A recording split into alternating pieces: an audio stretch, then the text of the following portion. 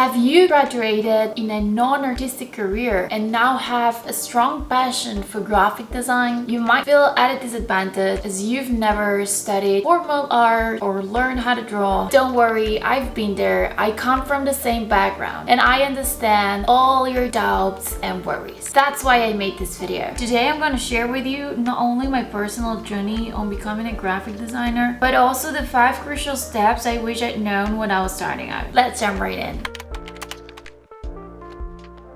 As obvious as it is, you cannot design if you don't know how to use the tools. We can highlight 3 ways to learn from cheap to expensive. First one, YouTube tutorials. To be honest, I didn't learn much from this. Many of them lacked structure or focused primarily on teaching specific techniques. They often skipped essential and basic steps, such as removing the background from an image. As a result, I was only learning how to replicate those tutorials without actually learning how to do that by myself. For me, YouTube tutorials are a great way to expand your skills when you already have some level of knowledge of the programs. Number 2, educational platforms like Domestika and Udemy. These are great for learning at a very affordable cost. You can find courses for as low as 15, offering a clear and organized outline and taught by experienced instructors. They require a lot of willpower though, because you're learning at your own pace and there are no assignments to turn in. Plus,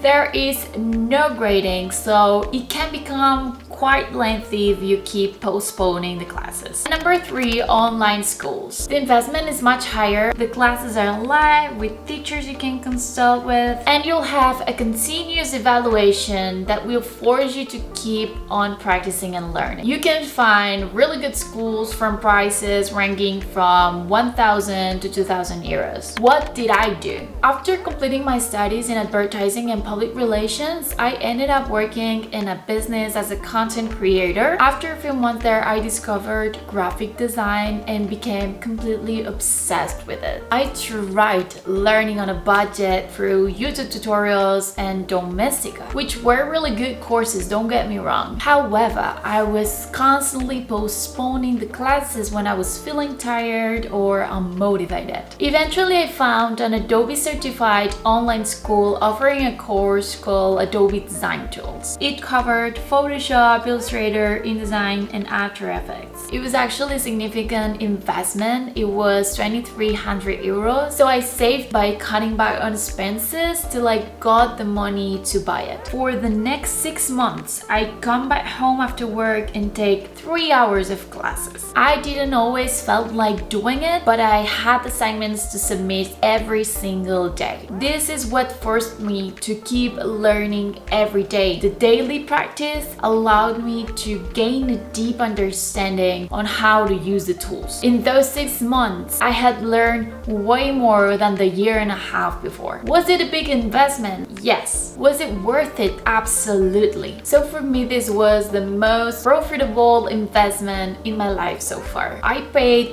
2,300 for a strong foundation in something that will generate me much more money throughout my entire career. From now on, pay attention and analyze all the graphics that surround you. How was the poster made? How can I do something similar? Get inspired by everything. Whether it's on the street, on the television, on social media, in the supermarket, on the internet, wherever. What did I do? My week was very busy due to combining both work and studies. So I created a separated Instagram account just for graphic design. By consistently engaging with graphic design posts, the algorithm prioritized showing me more of that kind of content. This allowed me to get in touch with graphic design wherever I went.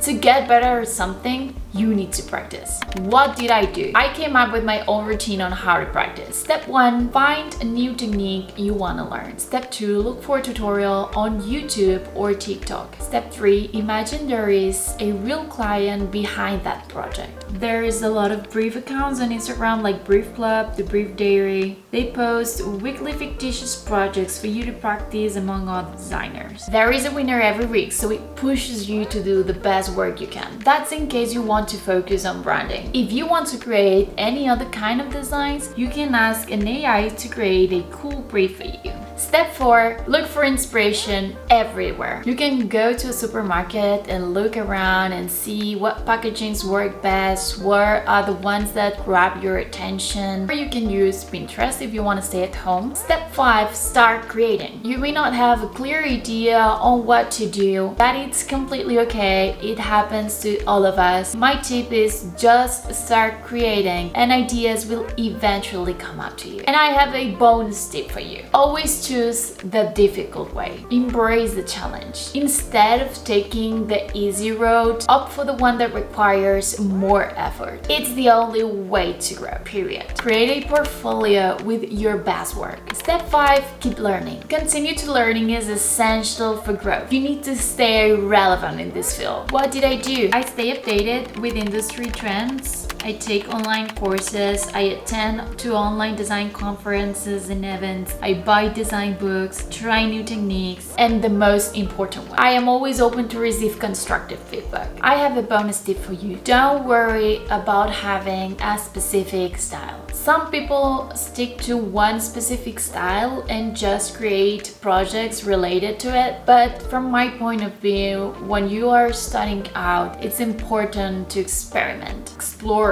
be curious, step out of your comfort zone. It's the only way to grow. Try branding, try packaging, try graphic animation, or even experiment with photorealistic compositions using Photoshop. It's okay to have multiple interests. And if you've tried it all and you want to stick to one style, that is okay too. Just follow your instinct and do what you love and what you want to do. Don't worry about finding your unique style. Your unique style will find you. Thank you for making it till the end of this video. I really hope it was relevant and provided you enough value in those early stages. Don't forget to subscribe for more design related content, and if you like this video, you might want to check this one. See you next time. Bye.